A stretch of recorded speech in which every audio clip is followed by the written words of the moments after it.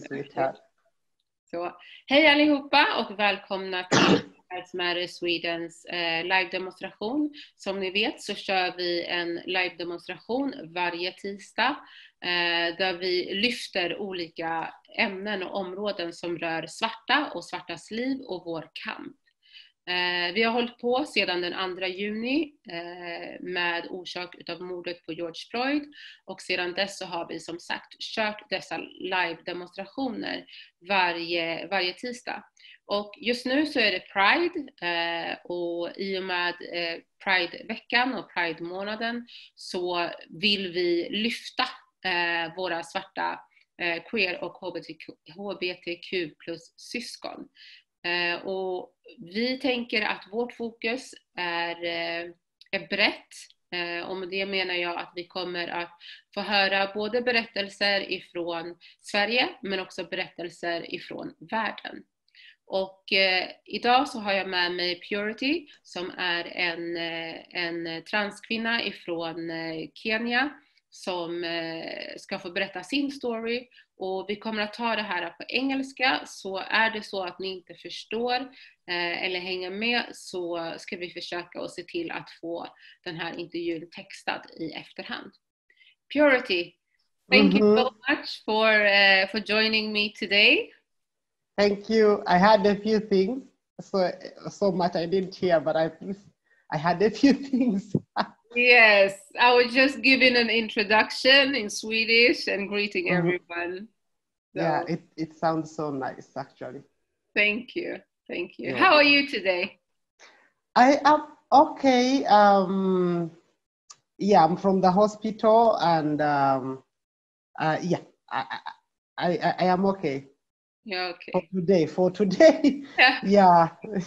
Even when I have so many calls and insecurities and all that, but for this moment, I'm okay. For now, I'm okay. I'm glad to hear that. Thank you. Can you tell me a little bit about yourself? Who are you? Where do you come from? And what's your story? Yeah, okay. So my name is Purity. I was born in Uganda. I'm a transgender woman, transgender lady. I don't like the woman part. I love lady.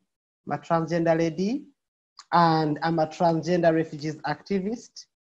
And I started my activism back in Uganda, then got so many insecurities. I got arrested. At some point, I got actually raped so many times in prison, actually. I have a scar on my head. I don't know whether you can see it. Yeah.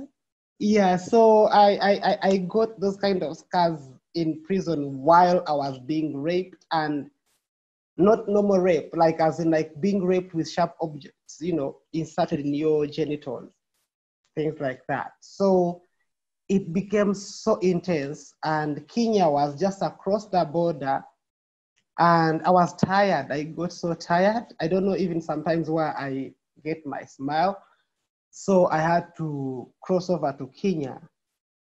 And then I discovered it was the same thing. I found so many transgenders in prison. I even had to hold a demonstration asking the government of Kenya why transgenders were being tortured that much in prison, more so being raped with sharp objects.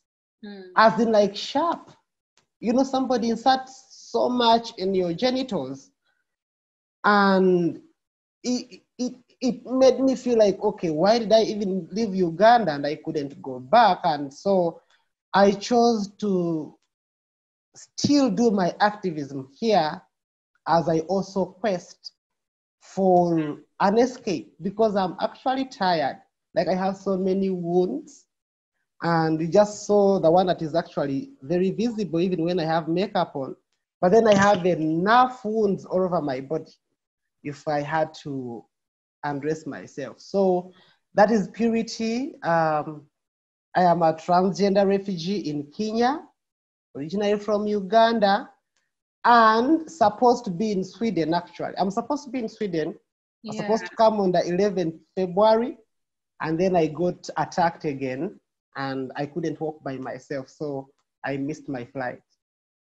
I'm thinking, just to like grasp everything that you just told me. Mm-hmm. If we start in Uganda, where you were born Mm-hmm. and raised, in Uganda, if I'm not mistaken, it is still illegal to be Mm-hmm. homosexual. Yes. How was it for you to grow up knowing that the laws in your very own country are against your natural being? Thank you very much. That is a very important question. Uganda is a very beautiful country. In fact, some people call it the Pearl of Africa. Yes, Because I've it been has there. some, Yeah, it's very you know nice. it has very good weather, it has very good food, it has amazing people, but not when you are queer or when you are different. So when I was growing up, I grew up I am born in a family of 8, 7 sisters, and then me, the last born. But then when I was born, I'm the last born, so my parents and my siblings and all that, they thought I was a male because I was born in a male body, and everybody celebrated. So at that moment, I had that kind of upbringing. And then my parents were civil servants working in the government. And so as I grew, I had a very good upbringing from maybe like 0 age, say like 10. And then when I started discovering myself, I could ask my parents, but exactly why do I feel different? Because to them in Africa, when a male is born, when a woman doesn't produce a male child, then you haven't given birth. Yes. And a heir has to be a male. So I was being groomed to be a heir for my family. And so everything really started changing probably when I was either 10 or 12. I can't remember so well, but around that age. And then I could ask my parents, why do I feel different? And this, and then they could beat you and tell you ABCD. And then probably maybe when you ask such kind of questions, they don't give you food and you sleep hungry. You know how African parents really punish. And it was a Christian family where Christianity had taught them that, you are either born male or female, and that's it. And that's why God punished Sodom and Gomorrah. My mother used to preach to me about Sodom and Gomorrah. And then when I went to secondary school and I started growing, then my feelings started coming out. And then they want me to get attracted to a girl, but I don't have those feelings. Instead, I'm attracted to male human beings. And then I was so close to my mother. She was a very beautiful person. And actually she passed on. And then I could always tell her, why don't I have feelings like other normal children? Because even in school, I got bullied. I went to so many schools actually because of my gender and trying to discover myself. Because by then I didn't know myself at all. And whatever my parents could tell me, and then you go to school and then your other schoolmates tell you is what I could go with. But then that's not what I was feeling deep inside. And so when I was, I think 16, my feelings came out like a wildfire. And then I got expelled from my school because I told my mother about it. And then I went to the headmaster of my school and I told them, I do not know why I feel like this. You know, when you want to get some kind of advice from the elders in school. And So, then I got, so I got expelled from that school. And it went viral. Like I was in papers, I was on TV, like everybody was talking about this homosexual man or homosexual little boy in this school. So I was a headline in almost all the papers. just because you told people the real you. Yeah, exactly. Only that. Because I didn't know what else to do, because I did not know why I had those feelings. And as a teenager, I wanted to ask from my head teacher. Yeah, so since then, my parents, who were very, very nice to me when I was growing up, I mean, it's a political family, civil servants, they chose to banish me. They told me we either have a boy who is Kenneth, because Kenneth was my name as a male, but or we just let you be. And I chose to, at some point, it was like maybe in a month, I had to think about it, and nothing changed, because I was praying, I was fasting, like they told me, so that these feelings go away. They weren't going nowhere. So at some point, I was like, you know what? There's nothing I can do about this apart from talking about it. So I had to talk about it, and because when I got expelled from school, then everybody got to know who I am, and then my family also. So I had to go on in newspapers and all that, and talk about how I feel. Something that you wanted? Pardon? Was that something that you wanted? Did you want for this to blow up and become something that is in the newspapers? And no. Not at all. I wish I could even revert it or, like, rectify it or change it, because it tormented me. It's a lot, when you're being tormented, when you also do not know why you have feelings, and everybody you look up to is telling you those are evil feelings, and you're prayed about it because it's a Christian family. So I didn't want it, because I became common for no good reason, because I was trying to find myself. But I became strong and just had to go to the media and tell them about me, how I feel. And that's when I had to meet the first LGBTQ person. I do not know their gender, so I can't say the exact gender. And then he told me, sweetheart, you cannot change. But even when I was in the media, then I could still pray, because my mother had told me, when you pray, you will change. Like, those feelings will go away, and we shall have Kenneth and a male in you that we gave birth to. But nothing changed. And then by the time I turned like maybe 18, I was homeless, finally, from a family that has so much to offer and raise you, to being homeless. Street child. I became a street child. So I had to... I beg your pardon? So, by the age of 16, were you homeless? Yes. Yeah, 16. I was 16 then. So I became homeless at the age of 16. And it made me so angry, because I knew my parents were very able. Sorry. No, it's okay, darling. Yeah, so I had to struggle so much. I missed school, I missed home. I could spend nights, in the cold, you haven't eaten, and there is food at home, and you don't understand why. Sorry. No, you take your time. Take your time. Yeah, so from all that, my parents still couldn't take me back. And I had to go through so many hands, and then a lesbian had to help me get back to school.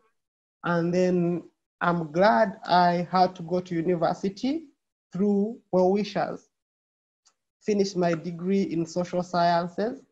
Wow. But yeah, so during that period of time is when my activism now was becoming stronger, because I was being helped by people that are not my siblings or my parents, but well-wishers who love me, and a lesbian who understood and then told me, Purity, there is nothing you can change.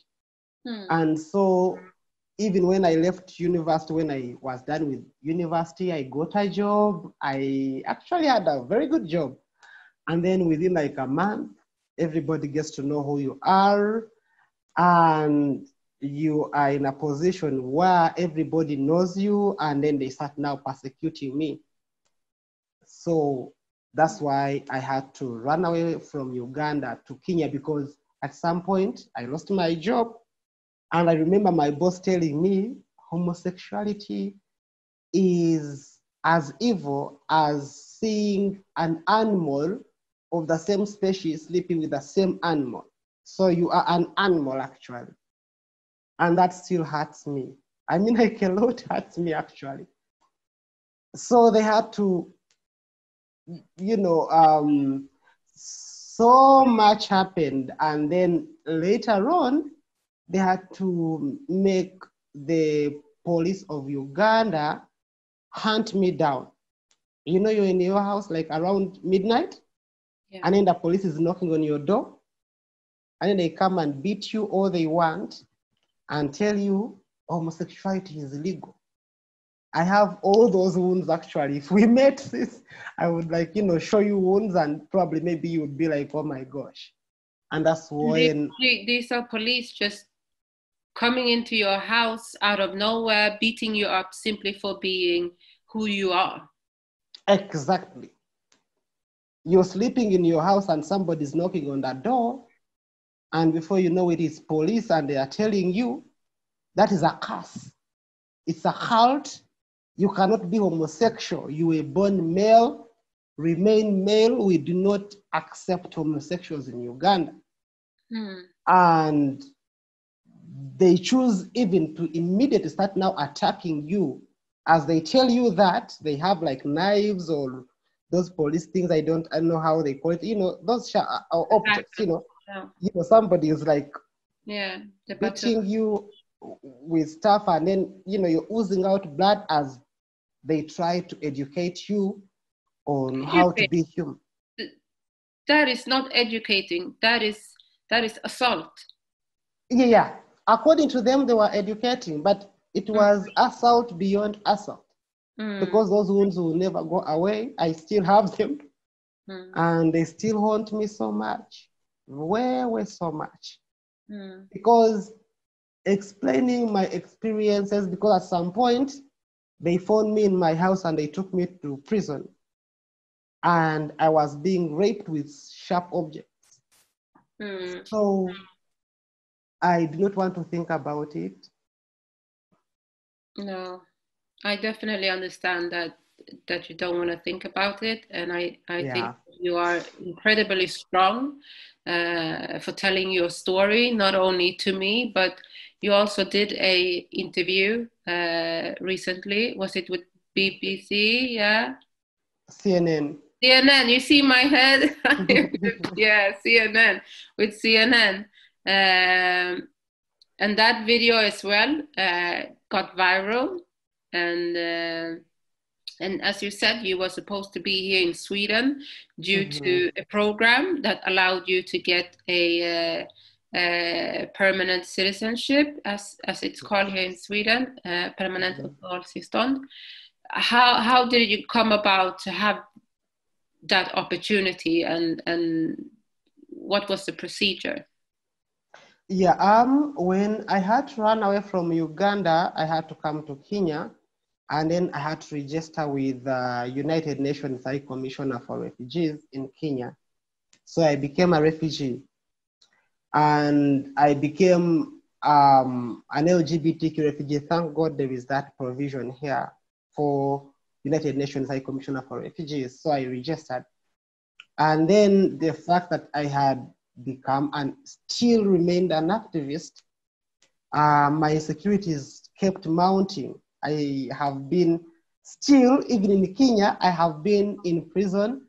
Actually, I just counted 35 times. Wow, 35. In Kenya alone? Yes, in Kenya alone, 35. And all those 35 times is torture. Literally worse than Uganda, because the things they inject in your private parts is for you never to use them. Whereby you even have to wear pampers. I don't know how they call it, diapers. Yeah. So that, because everything comes out the way they are, because a lot has been done to your genitals that there is nothing you can stop. So all that has happened, and at some point, United Nations High Commissioner for Refugees had to send my file to the Swedish embassy so that I can get out of here. And I was supposed to come to Sweden on the 11th of February, around there, 11th. Yeah. And I was so excited. I was so excited. I think that's the period of time I was actually even doing the CNN documentary, because I was so excited. I'm clearing up and I'm traveling to a new country because, all that. And then the night of my resettlement, I got attacked in that my bones on my legs were broken, cut in two pieces, that I couldn't walk by myself. And so I missed it. And I had to go, before I went to the hospital, I had to first go to the airport, where United Nations High Commissioner for Refugees in Kenya puts refugees, and when they are traveling or they're being resettled to another country. And they told me, you cannot walk by yourself, and a lot with you and not being able. So you need an escort. You need somebody to work with you, a medical officer, maybe a nursing officer. So you have to wait. Oh.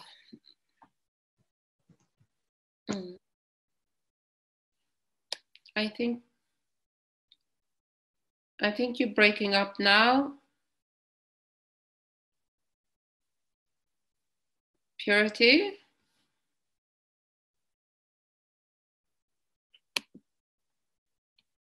I'm not sure if you're hearing me, but maybe you can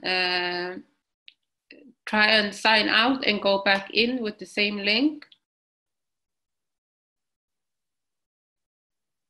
I'll try and see if I can.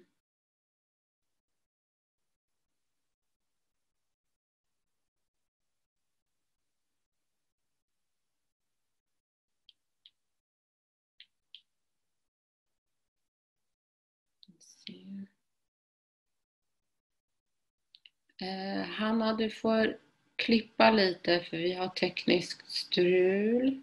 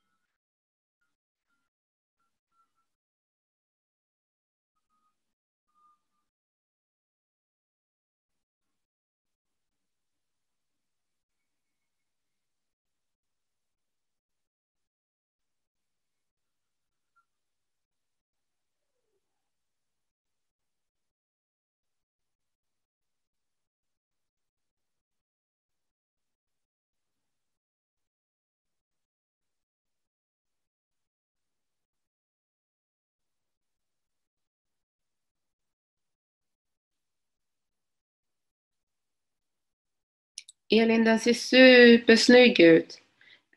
På den här som är lila så behöver du däremot lägga till ett R på pratar. Och sen tänker jag, ska man inte avsluta med nej på alla som det är nej liksom? Exempelvis inte ens när du sjunger med ett nej och så vidare.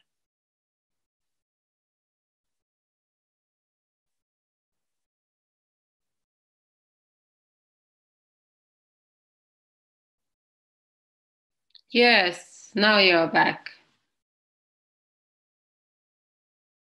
I think your sound is off.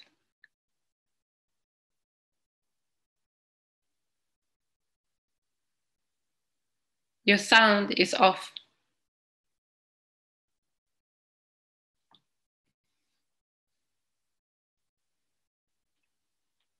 I cannot hear you.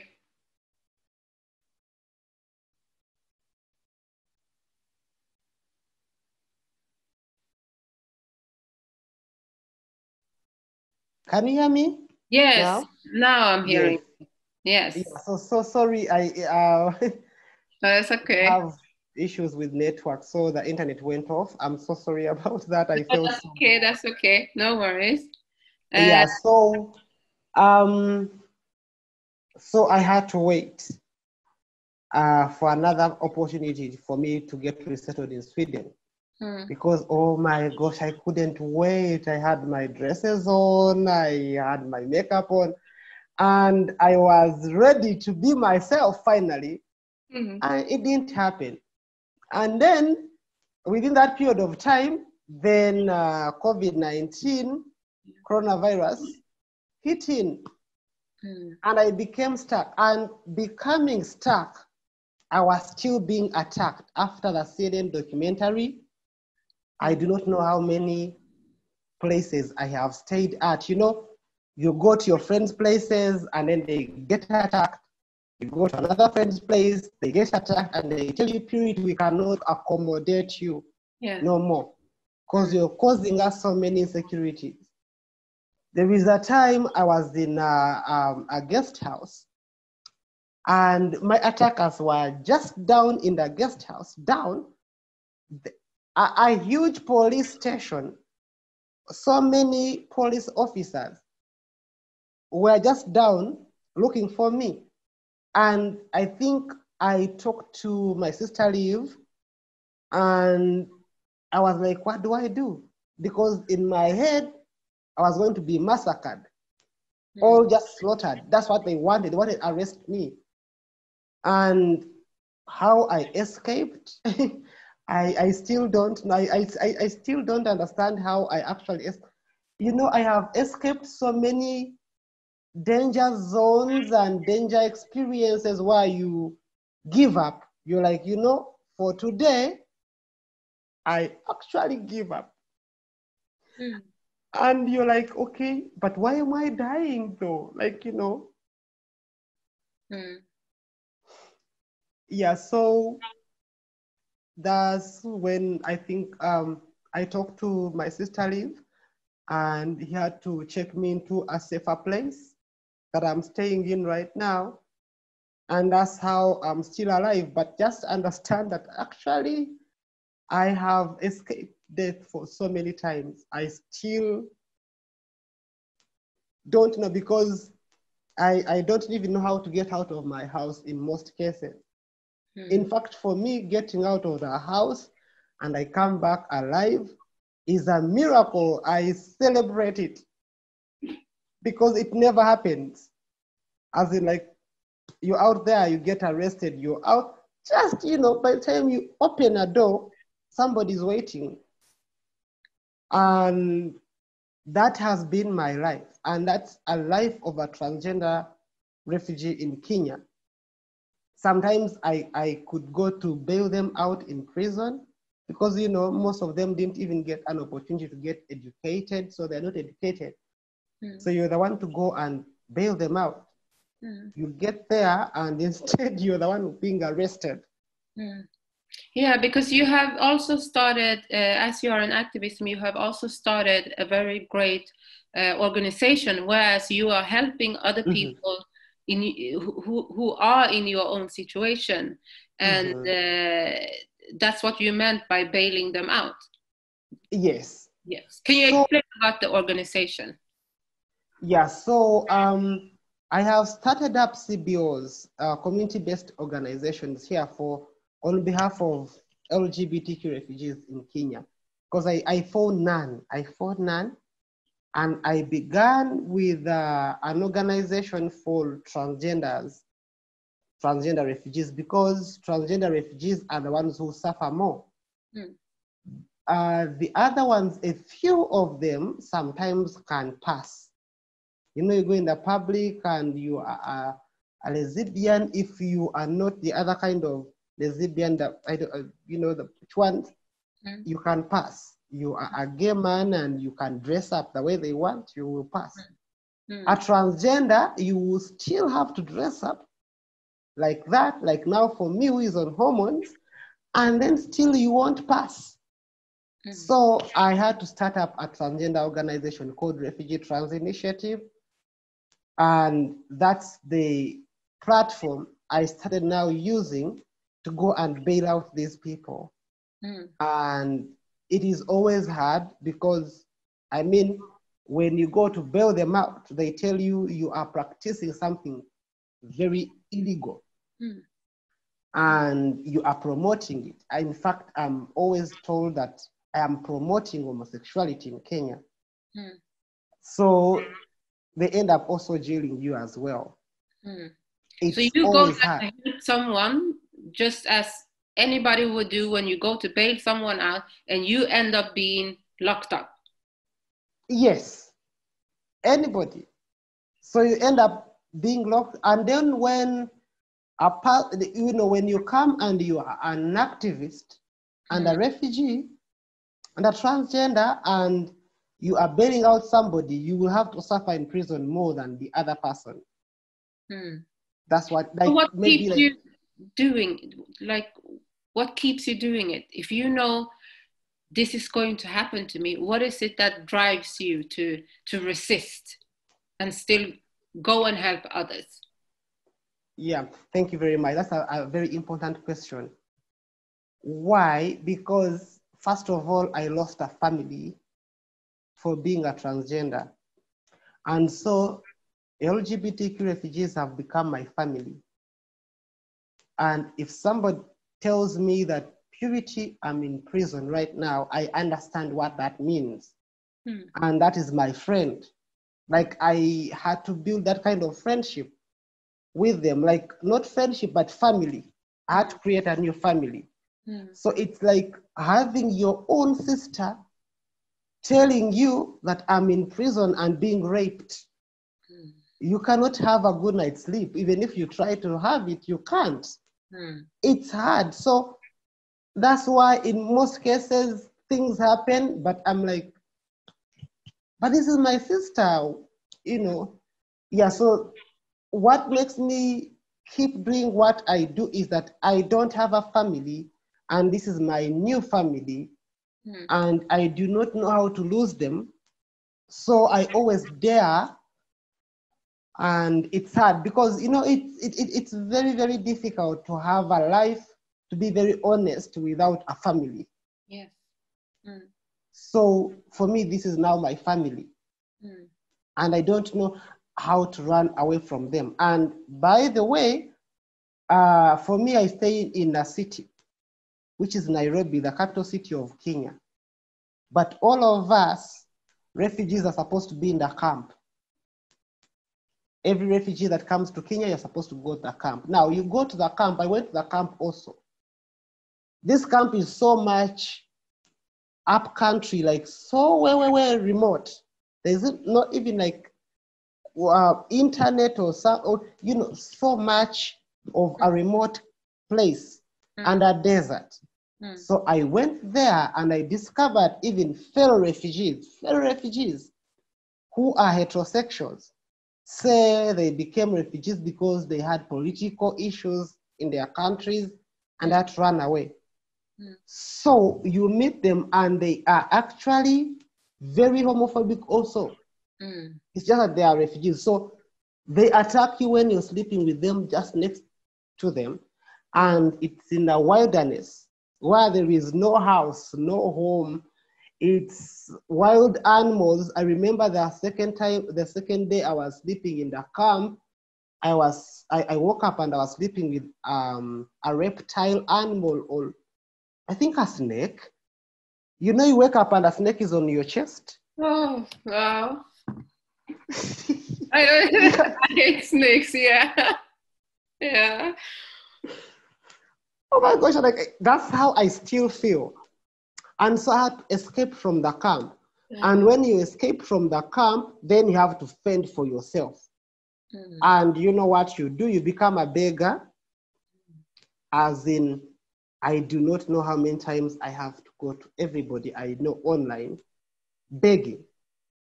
I need food, I need to go to the hospital, I need everything you beg. So LGBTQ refugees in Kenya are going through moments. Don't look at where I stay, because I mean, I'm glad that Liv had to give me this place. It hurts me that I stay here alone together with my dog. By the way, I came with her from Uganda, and then I still, I don't think Sweden will take her. So I'm going to also cry when she goes, but we only stay here. Why? Because for me, my securities are worse. But when you know that somebody else is out there and they don't have where to sleep, and you're sleeping and you're wearing your African dress, or they don't have any food at all for maybe a week, or they are sleeping with reptiles, snakes, so many do not have their ears right now. LGBTQ, it's not that I'm laughing, but I'm insinuating, LGBTQ refugees in Kenya go through things that looks like a movie. You wake up in the morning and people are being slaughtered. You see all that blood and you're like, I'm here. But it still looks like a movie. And that is the life. You don't wake up thinking about something positive, because you will not see it. You either create it by yourself. Honestly, you will only see blood, because one, even LGBTQ Kenyans are not safe. It's illegal. So they also have to keep a low profile in their own way. I do not know how. So you can imagine when you are an LGBTQ refugee who doesn't even know the language. Yeah, so that's the kind of life actually we live. Well, you mentioned Liv. Liv is a Swedish woman living here in Sweden, who you have gotten in contact with over the internet. And you guys have developed a very, very nice friendship and sisterhood, whereas Liv is trying to help you the best way she can. And she has also set up a GoFundMe initiative to help you with sustainability, so that you can have somewhere safe to be and something to eat and so on. Would you like to tell me, like, how did you guys meet, and what is this bond? Yes. First of all, I am proud of my sister Liv, because I think without Liv, probably wouldn't be talking to me. I would be dead. The night Liv rescued me, I had thousands of police officers waiting for me outside to arrest me, so that I don't go abroad or go anywhere and talk about how they hate homosexuals. That's what they call it. And to them, they feel like, okay, this woman is going to get out of there and expose all this. And to be very honest, I do not know why I'm still alive, because I also do not know why immediately I met Liv, because I had met Liv, I think, maybe like a week before, because I was looking out for transgender groups on Facebook in Sweden. So that when I get to Sweden, remember I was getting resettled there. But when I get there, I meet my family, my community in Sweden. And so I had to reach out to those groups. And I'm like, I'm coming to Sweden in a week's time, ABCD. I was excited. I was so excited. I was all over the moon. I was like, that kind of girl. So that's how I met Liv and everybody. So she started asking me about my life, and everybody was asking me, and then I had to tell them. And then, strangely, a miracle happened, and then Liv came in my inbox. and asked me what is happening. And then I had to tell her. And then slowly, you know, for us transgender girls, it's easy for us to connect faster. Because I love connecting with girls, actually, because I gossip a lot Yeah. with girls. Yes, we girls are good at that. Yeah. Yeah. Yeah, so that's how I met Liv. And then she couldn't believe that I was going through that kind of life, because I have the other kind of life where I put my pain aside. Because I am 30 and plus. For us girls, we don't mention the exact age, so don't ask me. 30. Yeah. Yeah, so we could talk about, so, you know, we had become girls, you talk about things to do with girls and all that. And then she gets to know exactly the kind of life I lead, because the smiles I have, I create them. If I choose not to create a smile and think about what I go through, then I wouldn't even be here talking to nobody. So, and then the fact that I'm more mature in our community, many of the transgender little girls, because some of them are 16 years old, 17, 18, 20, and they are refugees. And they call me mother. So I became the mother of everybody. So you can't be a mother when you're always crying, because I cry a lot also. But in most cases, I cry in my own bedroom. Yeah, but even mothers cry.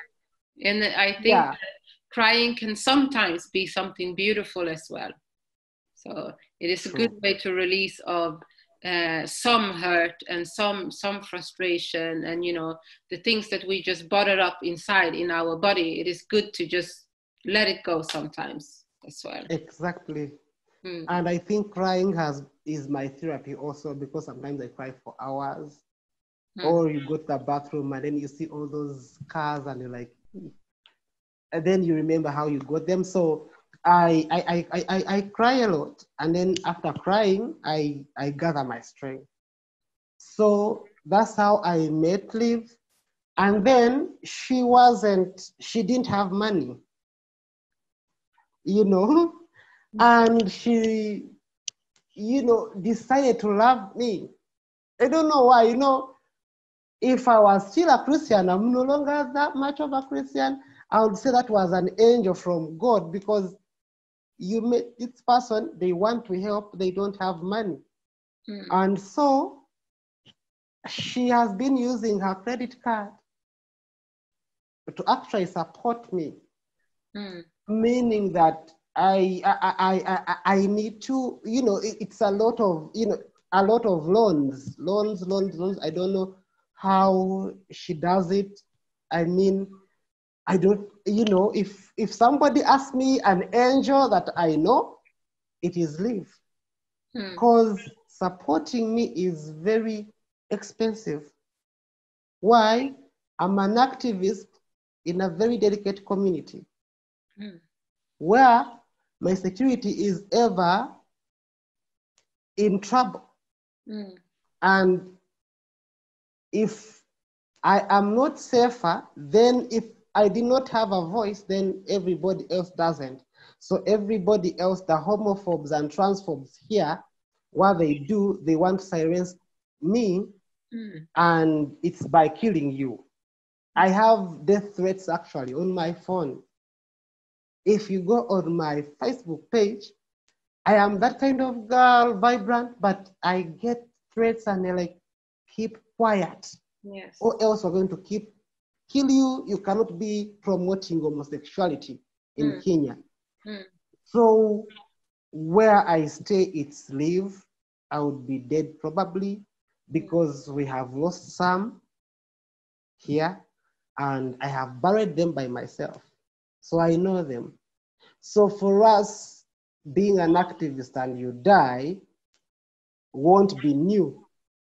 So that is how it is. And affording a place to stay that you can be safer is very, very expensive.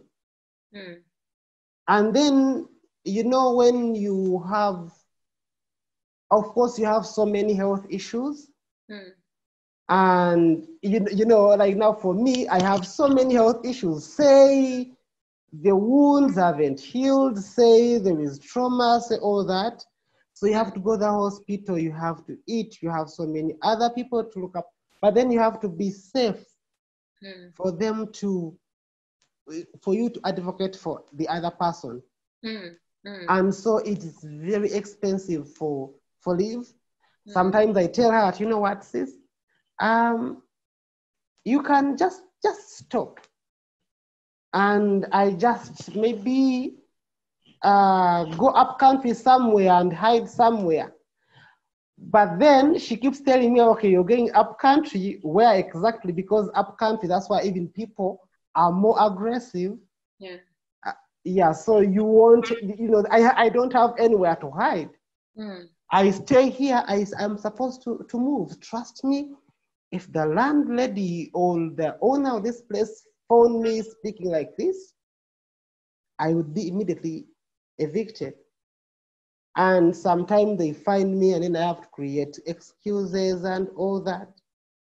And because leave pays for me, they just keep quiet. But I know that still I have to go somewhere else. Actually, this is the only place I have stayed for more than 3 months. It has never happened. I always move from one, every month I know I have to go somewhere else. So you Honestly. are constantly on the run. Yeah. I still don't understand why this place has been too safe for me for 3 months.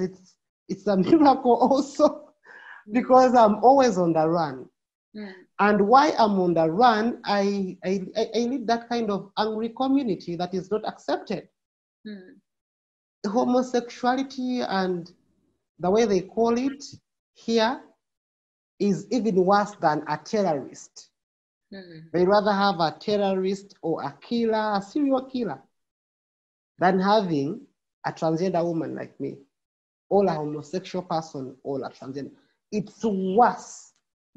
Trust me, you can go to a shop and you are buying, you know, say food, and somebody is like, hey, aren't you the homosexual we saw in papers? Yeah, you are. I can't sell you my groceries. Wow. Yeah. It is that bad. I mean, somebody doesn't even want to sell their groceries to you. Oh, mankind. I don't even know. Yeah. Yeah, it's a movie. Like, we live in a movie. I call it a movie, honestly, because I don't know whether I will totally heal, because I hide a lot of anger in my body, and I do not know whether I will ever heal, because I know there are so many situations that I will have to always remember. If I'm still alive, that is if I'm still alive, because I'm not sure. Probably I might wake up in the morning and the owner of this place literally gets to know who I am and they stab me themselves. It's that bad, whereby you live like you're on gunpoint and say, "Let me smile," even when the gun is just next to you. Because I mean, that's exactly how I live. If I wake up alive, I am so thankful. Every day I wake up alive, I am so thankful, because I go to bed knowing that I probably might not live to see tomorrow. And it became my life. So many people sometimes don't see it, but that is the kind of life we live. And the If you reason why, tell, yeah, sorry, if you tell. if you tell me that, say, like now, my groceries are done. Do you know, thinking so much about going to the shop to buy groceries? No, I just go out. Yeah, so for me right now, it's at night, but I'm still thinking about how am I going to get that shop, and how sure am I that literally they will sell me the groceries so that I can go home and have food. Because there is a possibility that they might not sell to me, or maybe they will be the ones to attack me and kill me, because so many LGBTQ refugees have been slaughtered in the market or out there. We bury them, you know. So life sometimes is really a mystery. To me, it is actually. And the reason why I have a smile on my face, and when I dress up, I love dressing up, by the way, and then I can put on my makeup and, you know, talk to somebody, a beautiful person like you. It's a miracle. And and I just, like, you know, appreciate that moment, because I do not know what is going to happen in the next 1 minute. I do not know. Yeah. But hopefully you are going to come to Sweden soon. And I am a makeup artist, and I am also a fashion stylist. So I can make sure that we have one day and we just pamper you up and dress you up in cute clothes and just have fun and be girls for one night. And we will also invite Liv and have some fun times together. So thank you very much. Oh my gosh, you must be, you know, judging my makeup, because I do it right myself. No, definitely not. Definitely not. No. Yeah, because I love dressing up, and it empowers me more. And it makes me feel like, okay, the world doesn't like me, but see what I've got. Then I look at my makeup, and that's it.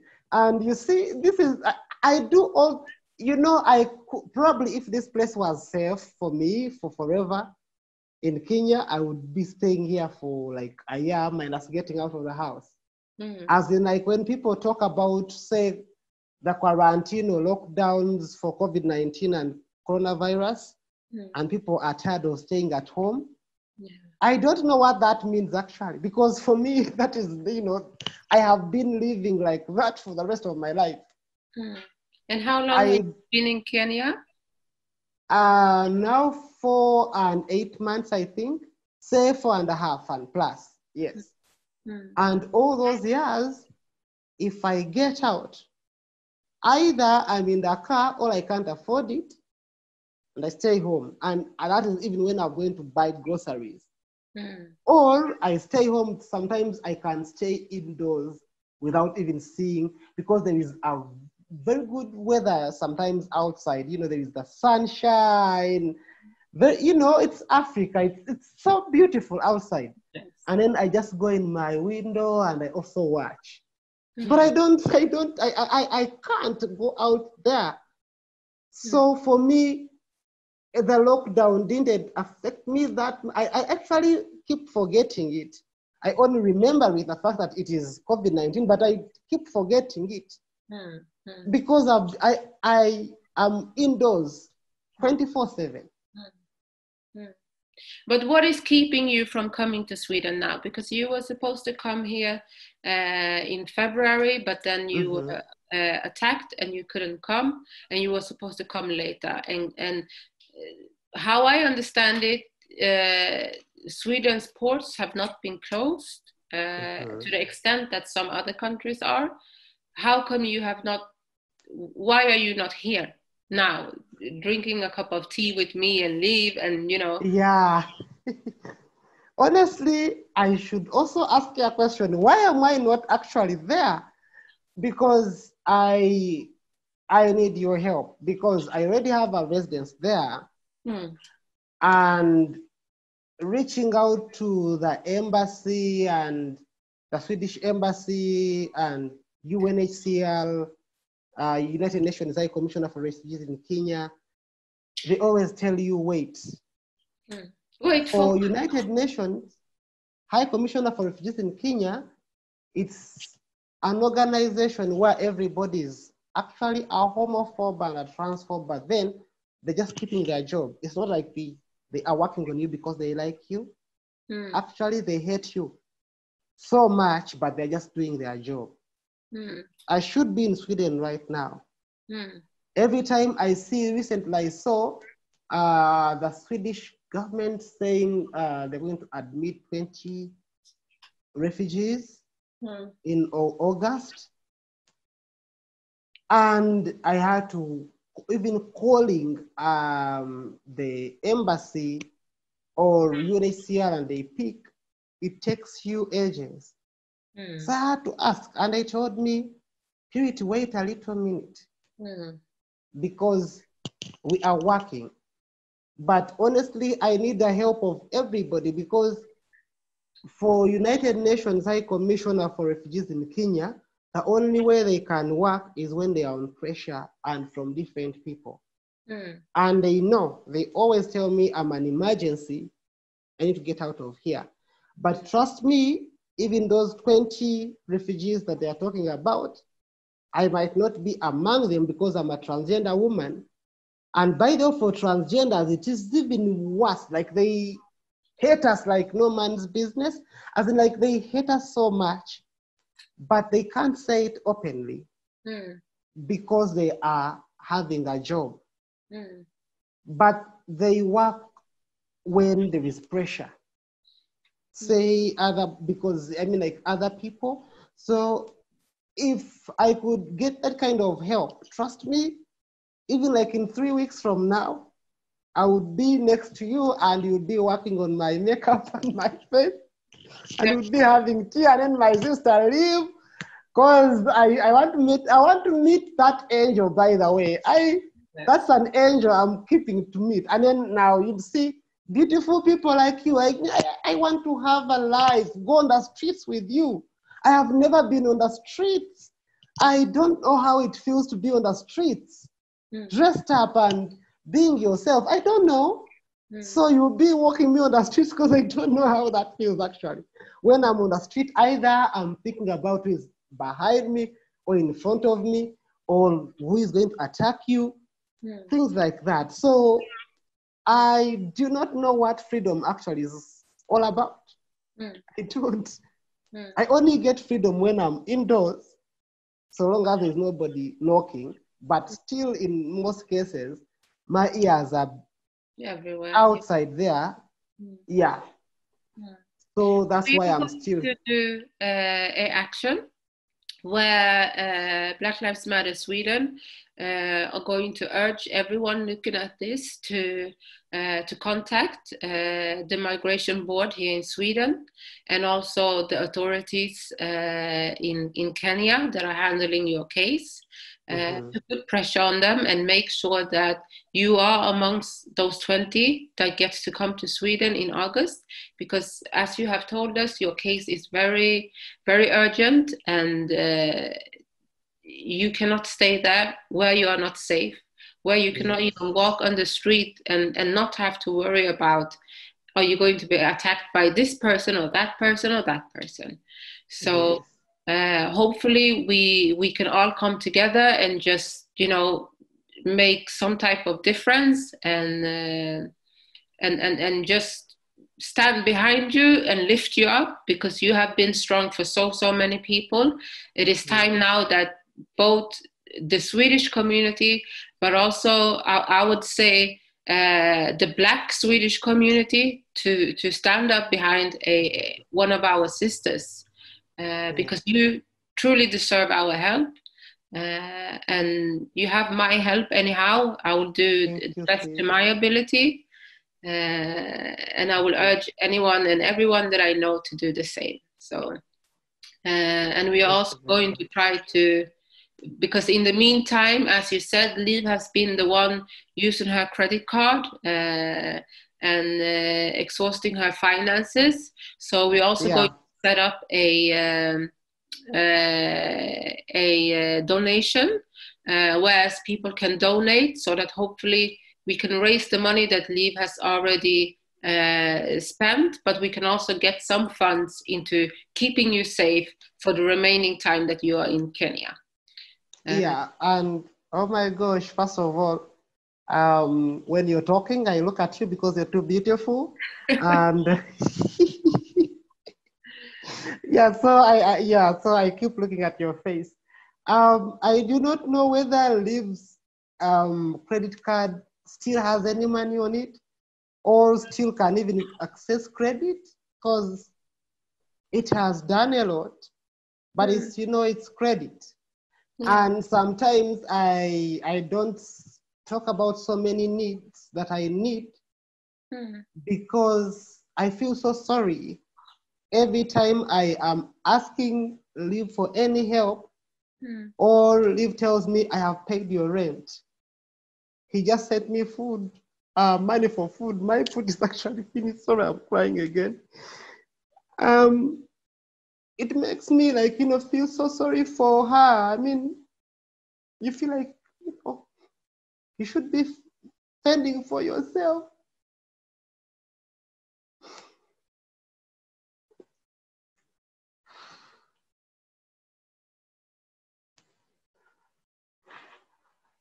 It's okay, sis. Yeah, so, sorry, I cry a lot. It makes me angry. I want also to speak to people, not to be bothering them financially, but just, you know, to have a conversation, not to burden them, but, you know, to also be normal. And I hate it when it's a sister that you love so much and you feel like they are exhausting everything they could for you to be alive. It hurts so much. I spoke to Liv a little bit before, and I am sure if she was here now, she would have told you that it is okay, and this is something that we do for each other. I am a firm believer that sometimes I will have, and then I share with people. And when I don't have, hopefully those people will also share with me. And what you have, your kind heart and your brave soul. And that is something that you have shared with people. That is something that you have shared with a lot of people, risking your own life to go to bail people out, risking your own life to even bury your own friends and family. So we give of what we have. And it is, don't feel sad or ashamed because you are asking for help. Everybody needs help at some time. We are only humans and everybody needs help. So just take everything in and be proud over everything that you have accomplished, because you have accomplished a lot, not only by sitting here today, but by everything that you are doing for the community around you and actually making the world a better place. So, yeah, you deserve everything and more. Thank you very much. I'm so very humbled. I think I will need to go because I'm going to cry a lot. Yeah. And my chest is heavy, but I should say I'm so humbled to meet you, because I never meet people that actually inspire me. I only get inspiration from my pain and my suffering. And that's why I draw my strength for the sake of others who look up to me. Like, I don't have anybody else I look up to, but I have a community that looks up to me. And sometimes they feel like I'm strong. And I try to be strong for them most cases, but sometimes I'm also so weak. So many ways. So thank you very much. Yes, thank you. And even when you are weak, you are strong. Because sometimes being strong is to just allow yourself to be down for a minute and pick yourself up. So thank you very much. Yes, and you are not alone. And hopefully, I will see you soon here in Sweden, and we will keep in touch. Okay. Yeah. Thank you very much. Okay. I'm so humbled. Yeah. Okay. Thank you. I'll talk to you later. Okay. We talk later. Yes. I am getting so emotional. Yeah, it's okay. We will talk later. Okay. Yeah. Love you. I love you too. And I will see you soon, darling. Okay, dear.